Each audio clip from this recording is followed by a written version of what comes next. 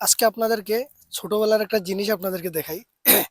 যেটা আর কি আসলে ছোটবেলা যখন আমি স্কুলে যেতাম, তখন আমার মা 2 টাকা 3 টাকা এরকম দিত, 5 টাকা দিত। ওই টাকা দিয়ে একটা জিনিস আর খাইতাম আর কি। সেই খানিটা আজকে আর কি মনে পড়ে গেল।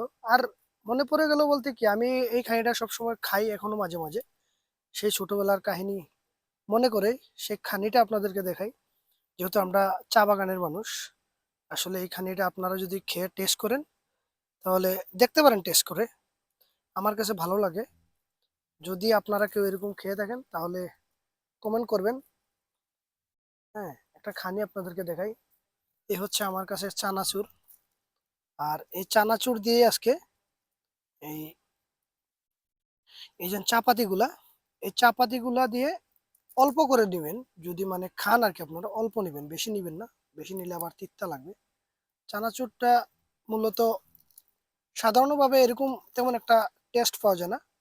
আর যে টেস্ট পাওয়া যায় এটা শুধু চানাচুরের টেস্ট পাওয়া যায়। আর চানাচুরের সাথে যদি এরকম এই অল্প কটা চা পাতা দিয়ে তারপর এরকম মনে করেন হালকা নাড়াচাড়া দিবেন, সাথে আর একটু ভালো হবে যদি 2-1টা রসুনের টুকরা দিতে পারেন, তাহলে দেখবেন টেস্টটা আরো দ্বিগুণ বেড়ে যায়। তো আজকে সেই ছোটবেলার কাহিনী, সেই ছোট সেই ছোটবেলার খানি আসলে আজকে খাবো। আর সেই খানিটা আপনাদের কাছে শেয়ার করব। খুব মজার একটা খানি। আসলে হয়তো কিছু কিছু মানুষ ভাববে যে চানাচুর দিয়ে কি চা পাতা খাওয়া যায়। অবশ্যই খাওয়া যায়। এই দেখুন, আমি খাই। আসলে এত মজা, যদি আপনারা খান তাহলে বুঝতে পারবেন যে এটা একটা আনকমন খানি। আমাদের চা বাগানের মানুষ, অনেক মানুষ খেয়ে থাকে এই খানিটা। আমি মূলত অনেক খাইছি, ছোটবেলাও খাইতাম। তো সেই খানিটা আজকে খাইলাম। আর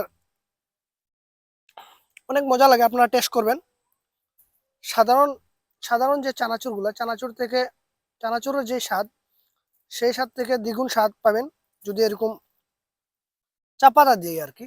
এটা আবার করুন না, হালকা হালকা চা পাতা পাতা দিয়ে আর কি, পাতা পাতা দিয়ে চানাচুর মিক্স করবেন। বিসমিল্লাহ।